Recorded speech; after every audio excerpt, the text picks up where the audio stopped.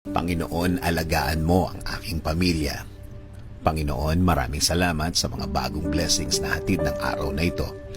Alam ko, Lord, na marami ka na namang pagpapala na ibibigay sa akin.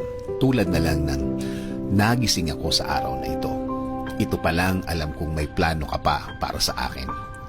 At alam ko, Lord, na lahat ng plano mo, lahat ng bagay na gusto mong gawin sa buhay ko, ikakaganda ng aking buhay. Ikaka-level up ng aking araw-araw. At alam ko din, Lord, na alam mo ang lahat na nangyayari sa aking buhay.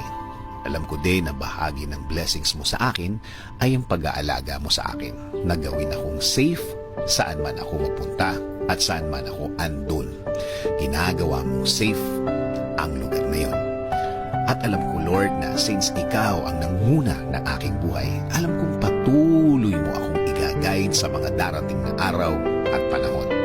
At sa lahat ng aking gagawin sa mga susunod na araw, linggo, at mga taon na darating sa aking buhay.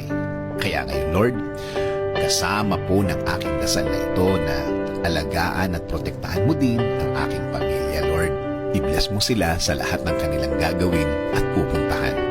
Patuloy niyo silang i-guide at gagawing blessed kahit saan man sila mapunta. At alam ko din, Lord, na meron ka ding magandang plano para sa kanilang mga buhay. Alam kong i-guide mo din sila sa araw na ito. At patuloy mo silang babantayan sa lahat ng pagkakataon ng kanilang buhay. Patuloy niyo pong pasukin ang aming mga buhay. Patuloy niyo kaming bigyan ng direksyon sa lahat ng pagkakataon. Ilagay niyo po sa aming mga buhay ang mga tamang opportunity sa aming mga daan. Bigyan niyo din po kami ng guidance sa lahat ng aming gagawin